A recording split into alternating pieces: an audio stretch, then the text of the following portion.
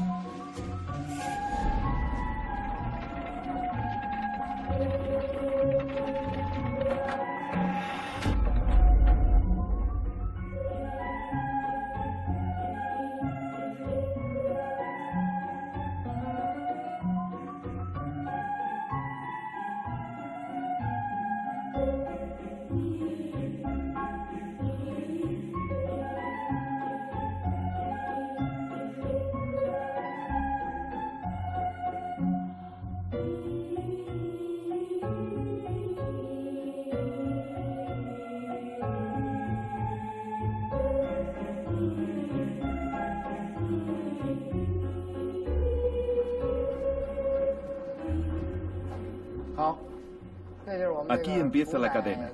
Sacrificamos unos 600 cerdos cada hora. Importamos todo el material de una empresa holandesa. Este matadero se fundó en los años 50, pero en 1998 desarrollamos una producción a gran escala.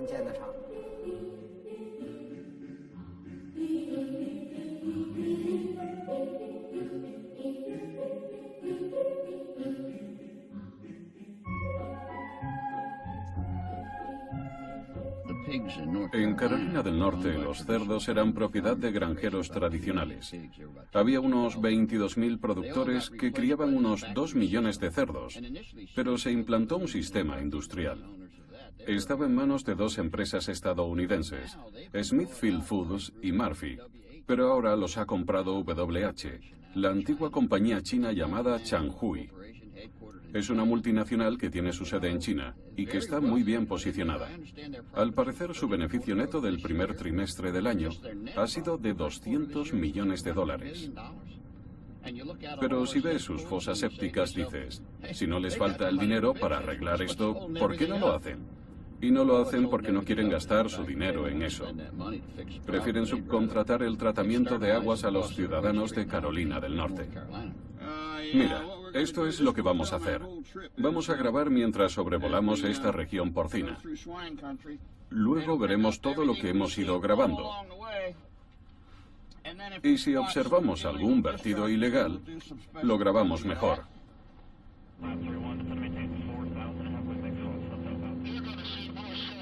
En esta región hay más fosas sépticas y más depósitos al aire libre de restos fecales y de orines de cerdos que en cualquier otra parte del mundo.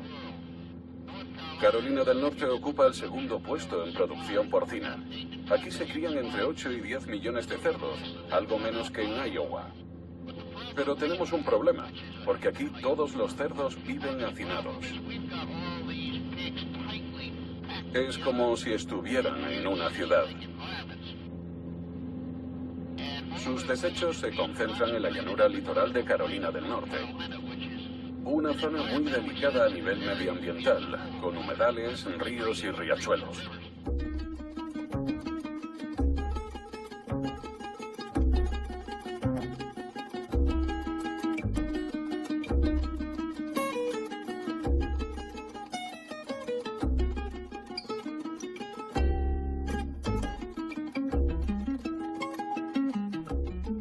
Muy bien. ¿Habéis terminado? Sí, en cuanto acabemos aquí me marcho. Genial. ¿Queréis algo más? No hace falta, ya hemos terminado, ¿verdad? Sí. Muy bien. Hasta luego. Adiós. Adiós.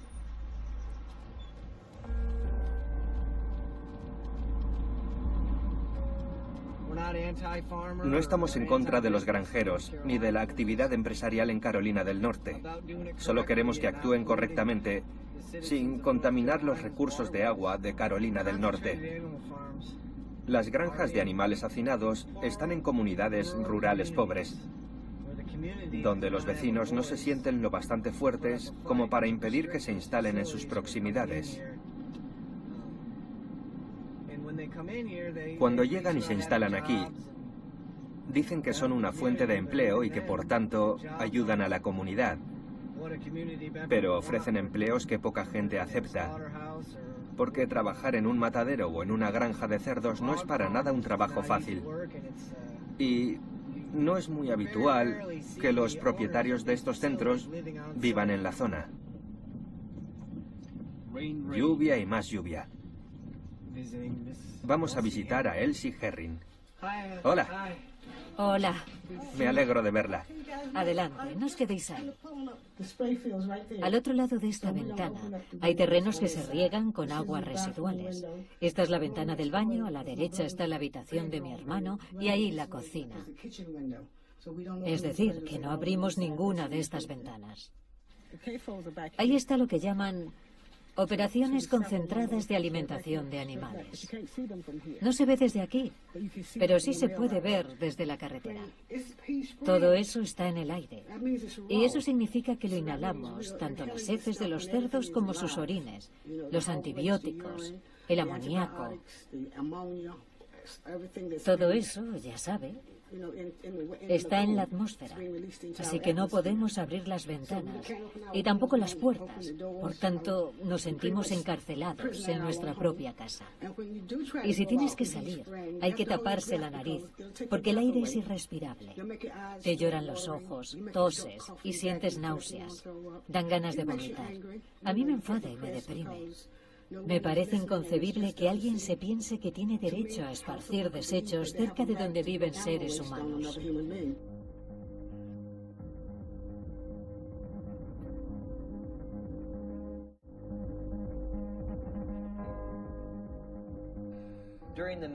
En Estados Unidos, durante la década de los 90, vimos desaparecer el 90% de nuestras granjas porcinas. El mercado pasó de un 100% a menos de un 5%. Ahora crían a la mayoría de los animales siguiendo un contrato. En resumen, aquella industria tradicional de cría de cerdos, que era rentable, desapareció y dio paso a una nueva cría industrializada de animales, gestionada desde un único punto. Es decir, en muy poco tiempo, le han dado un enfoque corporativo. Gran parte de la producción porcina de Estados Unidos sigue este modelo industrial, se llama integración vertical. Se trabaja de esta forma. Una empresa tiene en propiedad la planta de cría donde nacen los cerdos y también cuenta con el alimento que les proporcionan y los medios de transporte. Además, es dueña del matadero donde se sacrifica a los animales.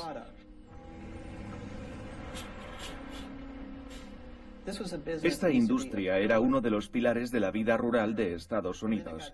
Pero entonces llegó Smithfield, una empresa que durante décadas ha absorbido fábricas independientes y se ha apropiado de una importante cuota de mercado. No se tenía que haber permitido que todo quedara en manos de una sola compañía.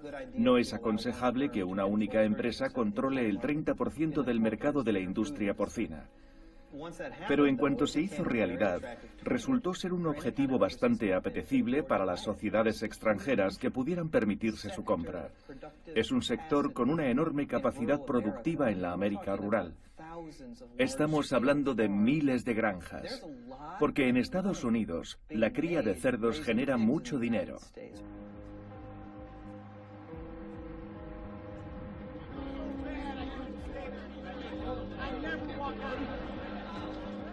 Esto es la bolsa. Aquí es donde se negocia con bonos y bonos del tesoro. Nuestro sector agrario se ha reducido, pero aún tenemos opciones con la soja, el trigo y el maíz. Y también se negocia con el ganado. China lleva muchos años intentando comer como Occidente. Nosotros consumimos unas 3.400 calorías al día. Y en China se están acercando a las 2.900, así que van recortando terreno.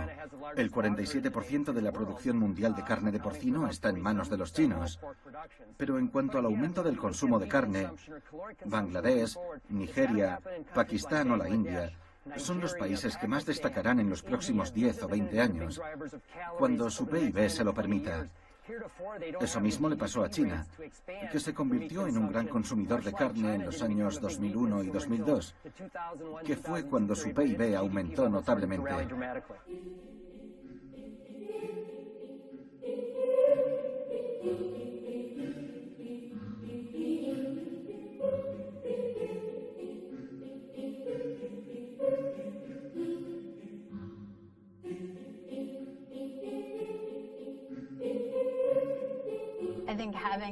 Creo que en China es muy importante tener un mercado porcino seguro. Y en parte por esa razón, Zhanghui, ahora conocido como Grupo WH, se planteó comprar Smithfield, el principal productor estadounidense de carne de porcino. Por un lado, creo que lo hicieron para tener acceso al suministro, pero por otro, según me han dicho los responsables de Smithfield, su objetivo era aprender cómo funcionaban las operaciones porcinas en Estados Unidos, entender cómo producir tanto y en tan poco espacio. Es decir, que se ha exportado a China el estilo industrial estadounidense de producción de porcino.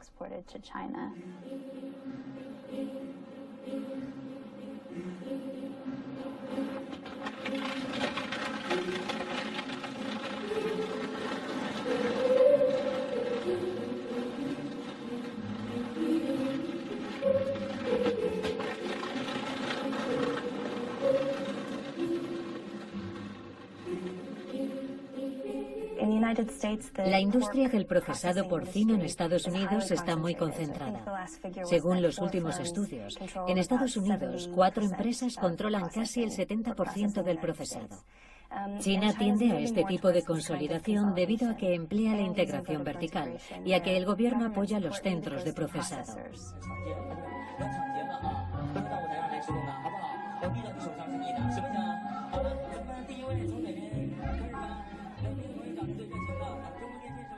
En 1961, aquí se abrió un pequeño matadero de pollos y de otros animales. A partir de 1992, el gobierno fomentó este tipo de instalaciones. Eso nos permitió crecer y adquirir nueva maquinaria para darle un enfoque más industrial. Del año 2003 a 2006, experimentamos un crecimiento anual de cerca del 30%.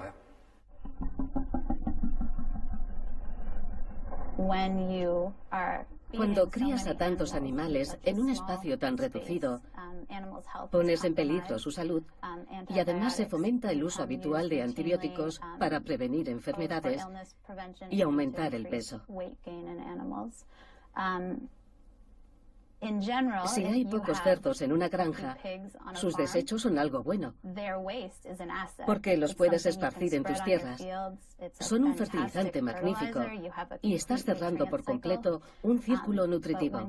Pero si tienes 10.000 o 20.000 cerdos en unas instalaciones pequeñas, sus desechos son una gran responsabilidad.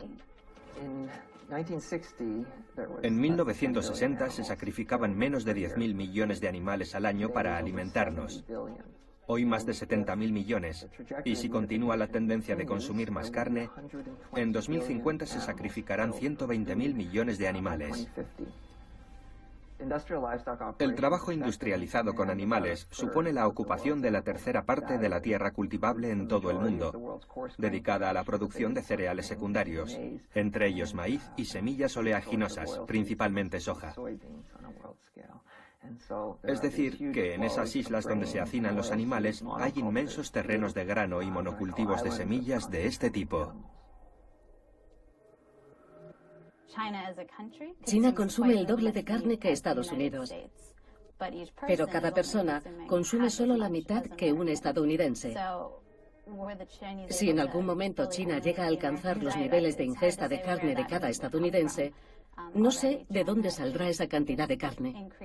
De hecho, ya han aumentado sus importaciones de cerdo y las de soja, que cada vez se utilizan más para alimentar al ganado, tanto a los cerdos como a los pollos, pasando por las vacas y hasta los peces de piscifactoría. Las autoridades chinas son conscientes del peligro de las hambrunas, porque en el pasado más de 36 millones de personas murieron de inanición en China. Por eso se han propuesto disponer de suministros de alimento en el propio país. Si los chinos llegan a comer tanto como los estadounidenses, ¿qué será del Amazonas? ¿Qué terrenos se utilizarán para cultivar tanta soja? No quedan tantos terrenos vacíos en el mundo conocido.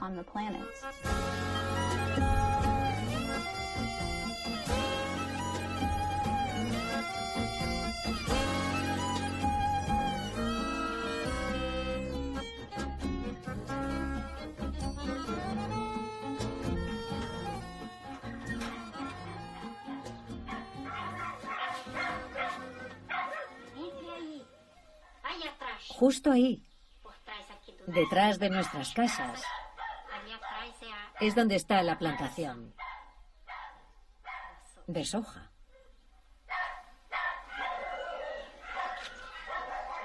Cuidado con la cabeza.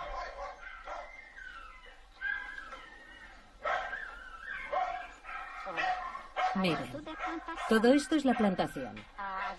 Empieza aquí y llega al otro lado.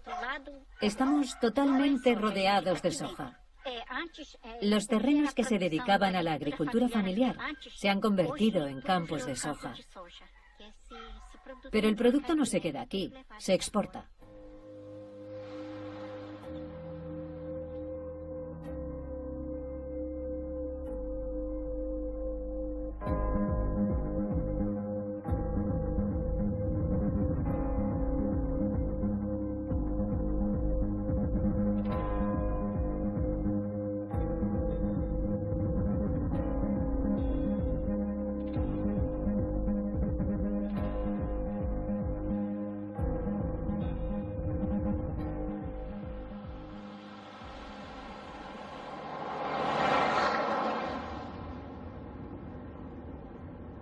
Antes de que se empezara a cultivar todo lo que están viendo por aquí, en esta zona solo había bosque. Eran tierras baratas, no había nada. Pero llegaron y eliminaron toda la vegetación. Deforestaron la zona.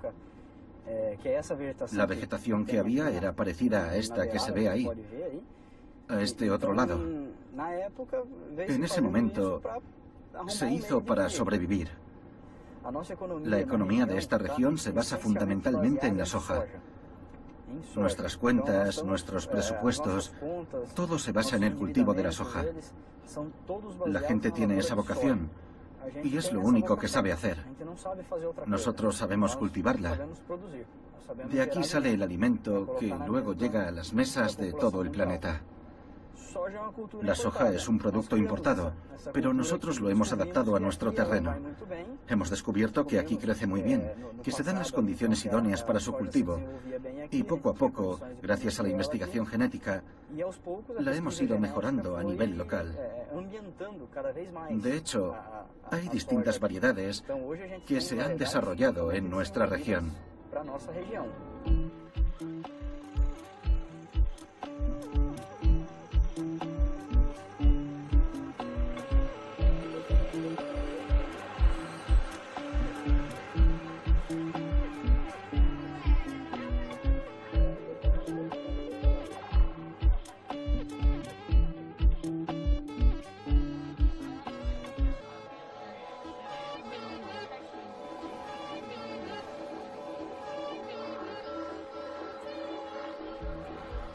Yo era un pequeño agricultor de Río Grande do Sul. Tenía 15 hectáreas. Y llegué aquí con un tractor pequeño para ayudar a mi tío, que se mudaba a esta zona. Era joven y estaba lleno de entusiasmo. Pensé que podría labrarme un futuro aquí. Fueron surgiendo las oportunidades y se dio una combinación de factores. Estar en el lugar y en el momento adecuado, que fue cuando los habitantes del planeta empezaron a demandar más proteínas, más alimentos. Yo tenía un sueño que era casi una quimera, una fantasía. Pero al final, la realidad superó al sueño. Mi empresa llegó a tener 270.000 hectáreas plantadas. Entró en bolsa y decidí vender el 70% de la empresa. Ahora soy accionista y consejero.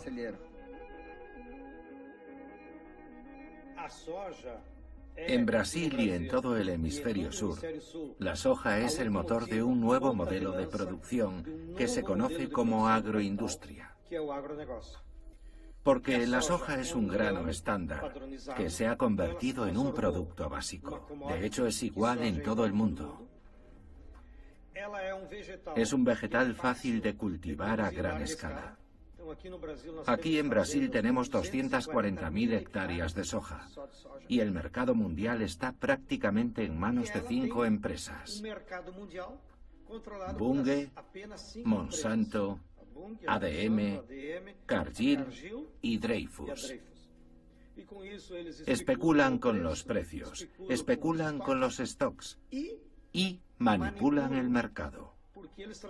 Ellos han transformado la soja en la principal materia prima de forraje animal, tanto para cerdos como para vacas y gallinas. Y en la actualidad también lo es para la alimentación humana. El mundo se ha transformado en una enorme pocilga en la que las multinacionales usan la soja como si fuera el único alimento del mundo. Tenemos las mismas semillas, los mismos productos agroquímicos, las mismas empresas, los mismos mecanismos para establecer los precios o los mismos actores.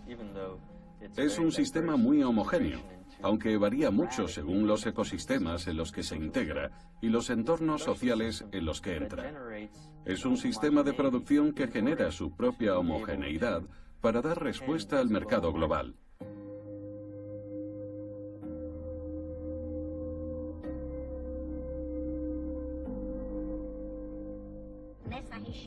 La producción en esta región está en manos de personas de fuera, de gente de Mato Grosso o de Paraná.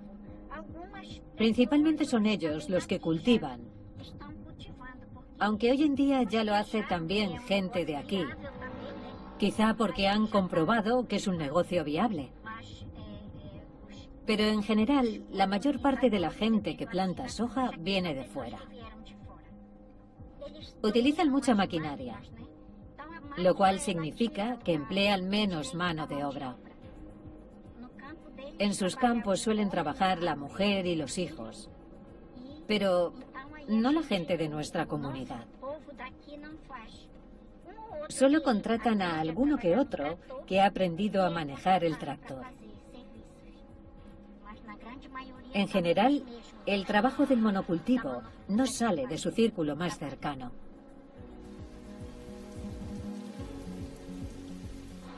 Ya vendré otro día. Que vaya bien. Hasta luego.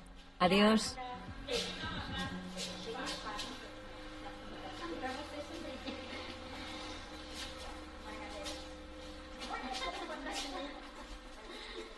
Felices Pascuas. Igualmente.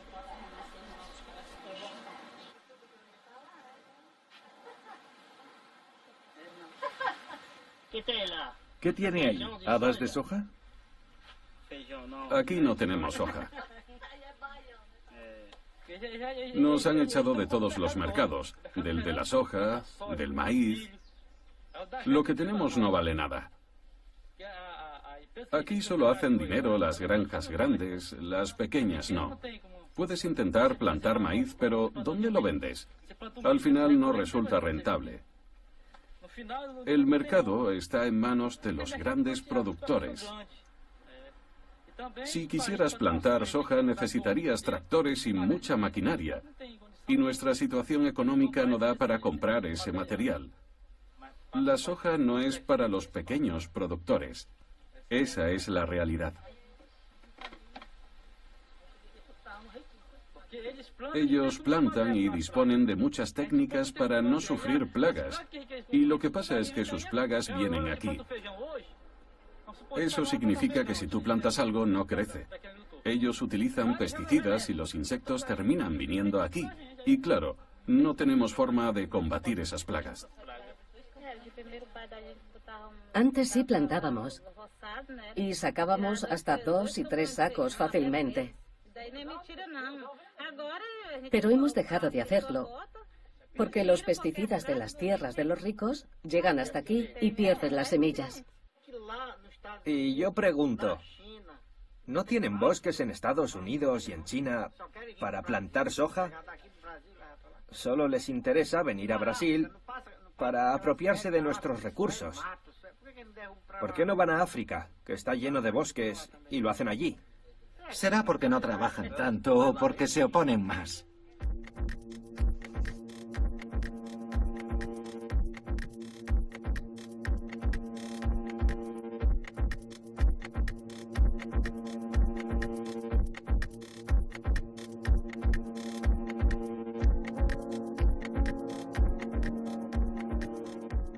Los agricultores brasileños empiezan a desembarcar en el continente africano porque Mozambique ofrece tierras a buen precio e incentiva las nuevas plantaciones. El gobierno de Mozambique entregará casi gratuitamente a los agricultores brasileños una superficie de 6 millones de hectáreas, 3 veces más grande que el estado de Sergipe.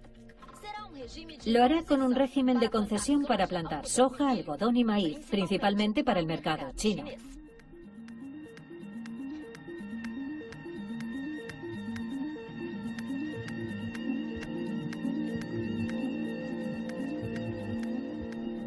¿Cómo estás? Muy bien, ¿y tú? ¿Qué tal? Muy bien, gracias. ¿Todo bien por aquí? Bien, sí. Bueno, enséñame los terrenos, a ver cómo están. Porque ha llovido bastante. Pues sí, sí que ha llovido. Ha llovido mucho. Parece que todo indica que este año y el año que viene vamos a tener muy buenas cosechas. Vale.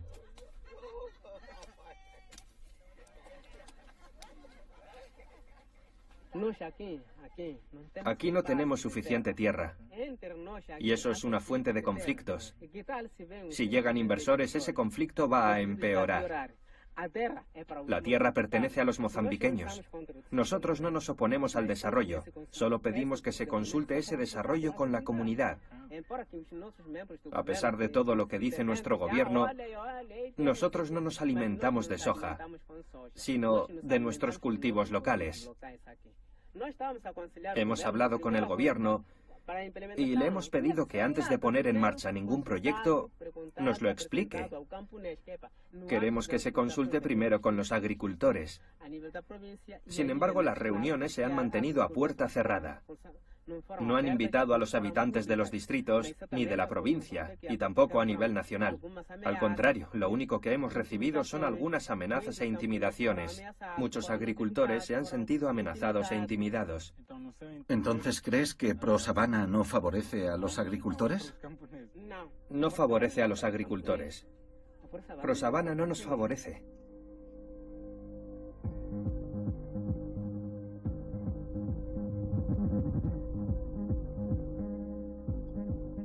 Cuando nosotros, agricultores, activistas, intelectuales y organizaciones de la sociedad civil, profundizamos en esta cuestión, descubrimos que ProSabana en realidad era un programa paraguas diseñado para allanar el camino a los grandes inversores, a los gigantes de la agroindustria y en general a todos los interesados en hacerse con el control del agua, la tierra y otros recursos naturales del corredor Nacala de Mozambique.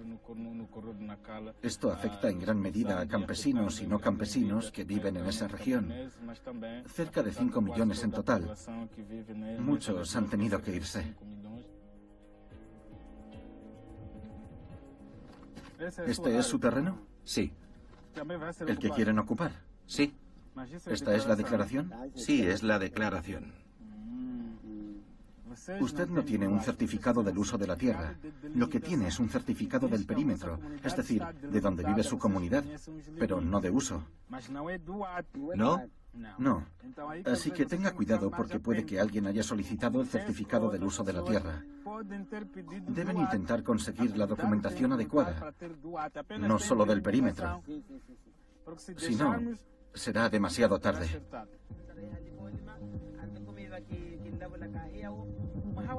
En agosto de 2012, las organizaciones de agricultores y los activistas se enteraron de que existía un programa llamado ProSavana. La principal organización nacional de agricultores elaboró una declaración para alertar de cuál sería el impacto de un proyecto de esa envergadura para regiones tan pobladas y tan productivas como esta.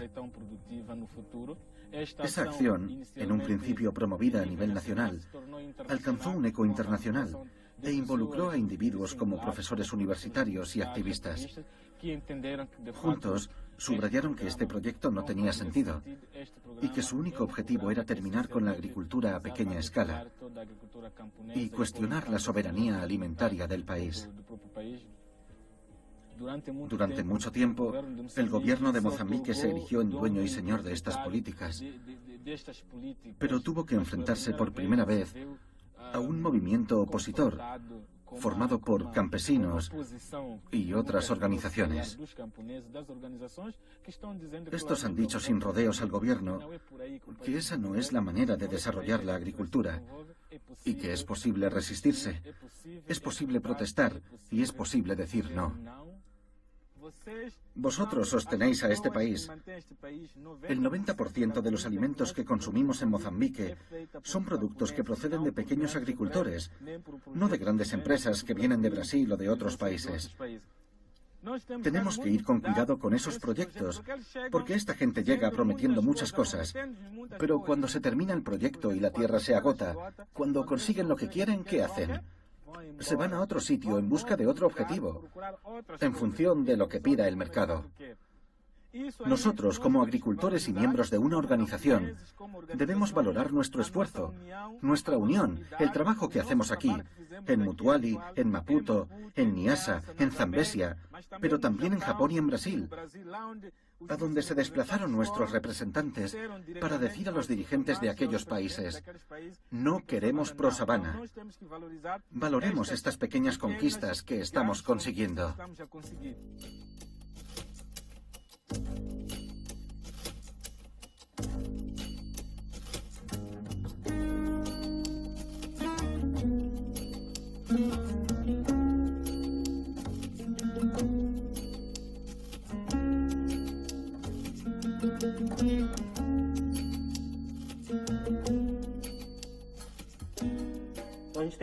Este es un mapa del Amazonas en el que vemos muchas cosas. El color rojo indica la deforestación del Amazonas y más o menos ya se ha deforestado el 19%. Esta región, desde Rondônia, pasando por el Mato Grosso y subiendo hasta aquí, se conoce como el arco de la deforestación. El 62% de estas tierras se dedica al monocultivo de la soja y el 6% a cultivos mixtos que también incluyen soja. Convertir los bosques tropicales en terrenos destinados al monocultivo de soja libera gran cantidad de carbono almacenado en el suelo de los bosques. Esos monocultivos emiten gases de efecto invernadero cuando se hace un cambio de cultivo, pero cada vez que se ara la tierra, la maquinaria también contribuye con sus gases. Y a eso hay que sumar las emisiones procedentes del triturado de la soja y de los envíos en barco a China. Por lo tanto, es un proceso que requiere mucha energía.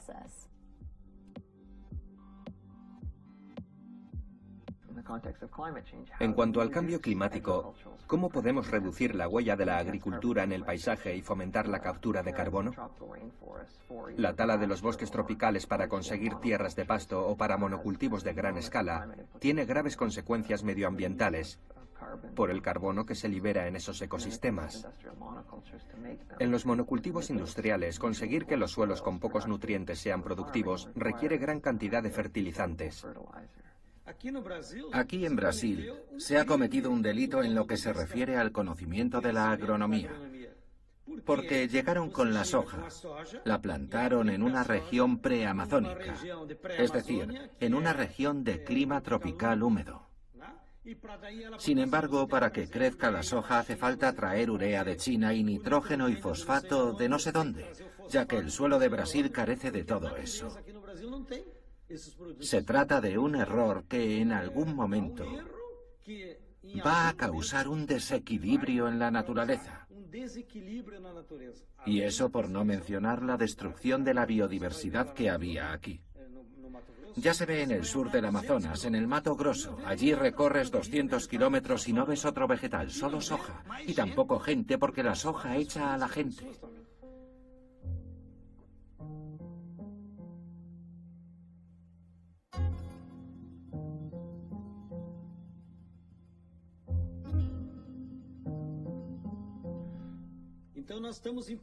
Estamos importando 20 millones de toneladas al año de materiales como urea, fertilizantes y pesticidas. Brasil se ha convertido en el mayor consumidor mundial de pesticidas. Consume el 20% de toda la producción de pesticidas del mundo. Una locura. El consumo medio de pesticidas por persona es de 5 litros y la media es de 15 litros por hectárea. No hay ningún ingeniero agrónomo en el mundo que pueda justificar que para plantar una hectárea de soja hagan falta 15 litros de pesticidas.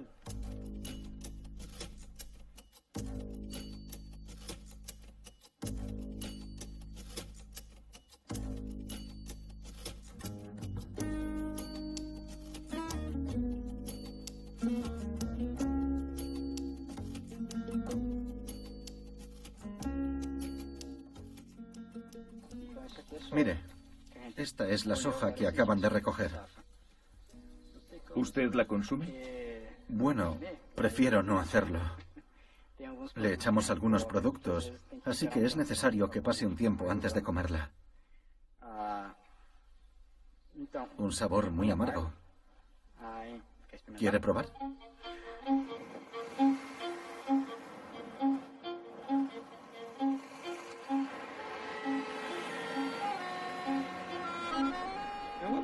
Es absurdo cargar la soja en camiones en el Mato Grosso, recorrer 3.000 kilómetros para llegar al puerto, desde ahí recorrer otros 20.000 en barco hasta China y luego 2.000 en tren para llegar a una granja y que sirva de alimento a las gallinas. Los chinos deberían poder criar gallinas sin soja.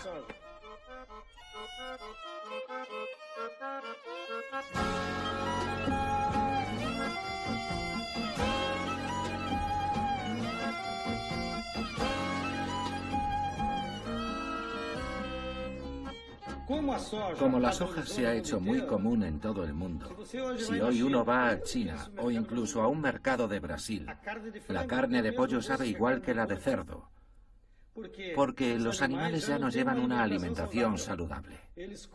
Comen todos lo mismo, así que las carnes ya no tienen el sabor característico de cada zona. Por eso la carne de pollo en China no sabe a pollo sino a soja. Los chinos solían criar cerdos en granjas familiares, pero esa carne ya no sabe a cerdo, sabe a soja, porque todo gira en torno a la soja.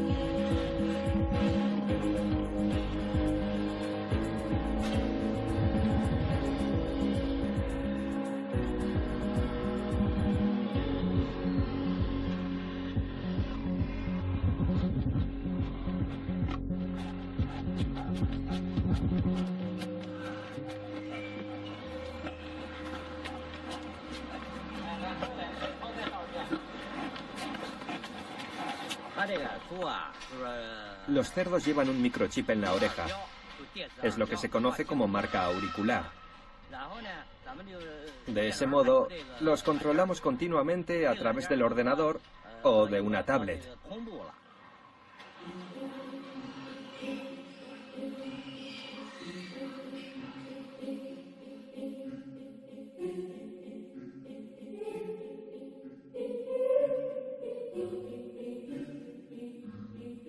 Yo no sé si los granjeros independientes están desapareciendo de la faz de la tierra, pero lo que sí sé es que allí donde haya una agricultura industrializada, en vez de granjeros independientes, habrá granjeros contratados por una empresa. Es irónico cómo las ideas de soberanía nacional que surgen cuando hablamos de un sector controlado a nivel transnacional pasan por alto la soberanía alimentaria de la mayoría de la gente en países como China o Brasil.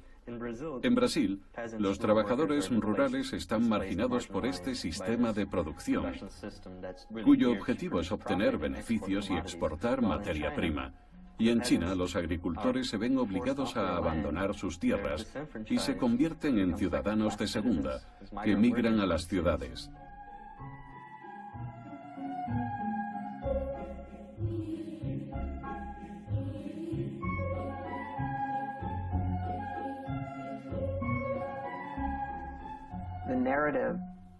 Todo indica que en el año 2050, con el paso de 7.000 millones de habitantes a casi 10.000 millones, será necesario duplicar la producción de alimentos. Y eso pasa por aumentar la producción de ganado y su consumo, una tendencia que es muy importante romper. Es posible evitar que sea necesario consumir cada vez más y más carne animal. No necesitamos duplicar la producción de alimentos, sino producirlos de otra manera y darnos cuenta de que seguir una dieta es fundamental para reconfigurar el sistema agrícola. Creo que es obvio que tenemos que comer menos carne. La gente me critica cuando lo digo porque en Iowa tenemos una gran producción cárnica y me dicen, Jude, no puedes decir que hay que comer menos carne. Pero ¿a quién hago daño diciéndolo? Es sano comer menos carne. Y creo que a los granjeros de Iowa les iría mejor produciendo carne de una calidad superior, criando menos animales pero ganando más. Para mí, eso al final beneficiaría al bolsillo y a la salud de todo el mundo. Pero la gente tiene miedo, porque muchas empresas de gran tamaño perderían dinero. Así que esto no se puede decir en público. Vamos, Red. ¿Dónde está Red? Ahí está. Venga, así me gusta. Vamos. Muy bien. Acércate. Ven. No querías salir, ¿eh? ¿Es tu amigo Red? Sí. Siempre se acerca.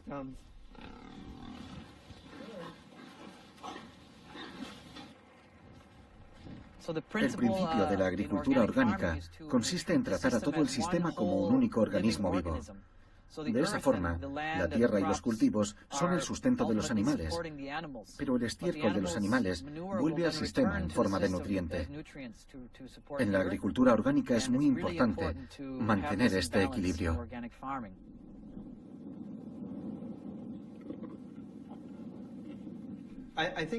Creo que el problema más importante es que las estructuras del mercado regulador de Estados Unidos no están preparadas para que haya nuevas entradas en el mercado. Hay gente muy emprendedora en Iowa que quería poner en marcha otras alternativas. De hecho, se desarrolló el modelo. Sin embargo, con el tiempo alcanzó tal repercusión que atrajo fondos de inversión de Nueva York. Empezaron a cambiar sus prácticas, potenciaron la producción y el propietario se marchó unos meses más tarde. La empresa pasó entonces a manos de uno de los consorcios más importantes de la agroindustria de Estados Unidos. Así es como estos modelos que consiguen crecer pasan a integrar el sistema actual.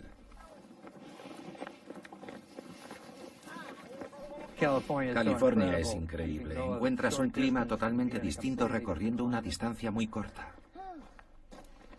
También tiene algunos inconvenientes. Antes criábamos cerdos al aire libre. Era normal. No veíamos otra forma de criarlos. Nos salía de dentro. Yo crecí en Minnesota y recuerdo que veía a los cerdos en el campo o junto al granero, en verano y en invierno, en cualquier estación del año. Entonces pastaban y correteaban por ahí, lo que suelen hacer los cerdos. Y ese es el modelo que hemos copiado aquí. Era un enfoque muy sensato. Funcionaba, la carne era maravillosa y ellos estaban felices y sanos.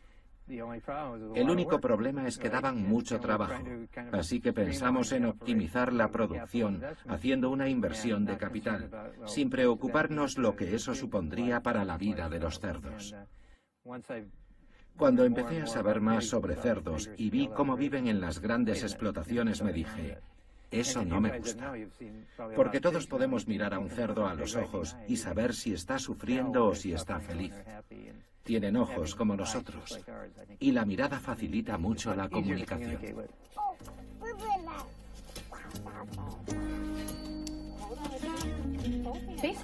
Digamos que el suministro de alimentos está cada vez en menos manos. Además, cada vez hay menos variedad y el mercado está menos disperso. Eso es una fuente de problemas. En lo que se refiere a la seguridad de nuestro sistema alimentario, somos muy vulnerables.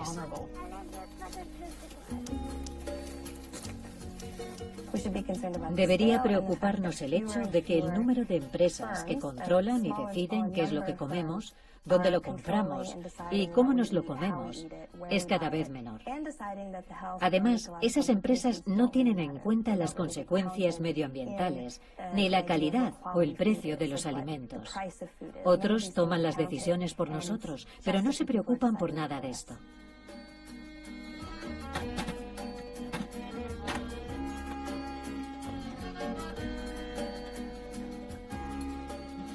Lo que quieren es que los animales crezcan lo más rápido posible con la comida que tienen,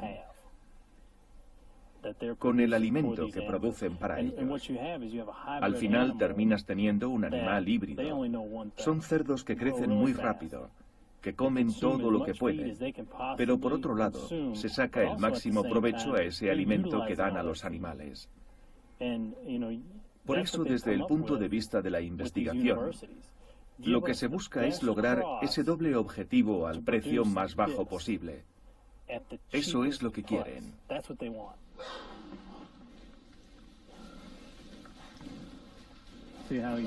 Están pastando.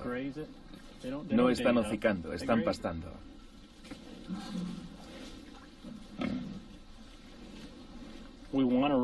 Queremos entrar en un supermercado y no tener que mirar la etiqueta para ver que la carne que hemos escogido vale un 50 o un 60% más que esta otra. Por ejemplo, porque pone que es un producto ecológico certificado. No me interesa, no me lo puedo permitir.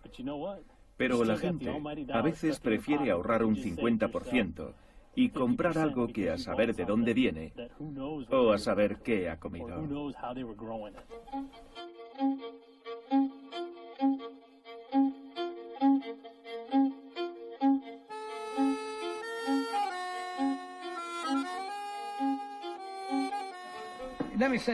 Déjeme decirle algo. La población está creciendo. Y llegará un día en el que no habrá carne para todos. Entonces tendremos que volver a alimentarnos de grano como antes, cuando no había tanta carne. Hoy en día se puede alimentar a más gente con soja y con maíz que con carne. Si de verdad queremos alimentar a quienes se mueren de hambre, dejemos de dar tanta comida a las vacas para que la gente pueda llenarse el estómago. Pero hay personas que dicen, queremos alimentar al mundo, pero si es lo que quieren, que sepan que es mejor hacerlo con grano que con carne.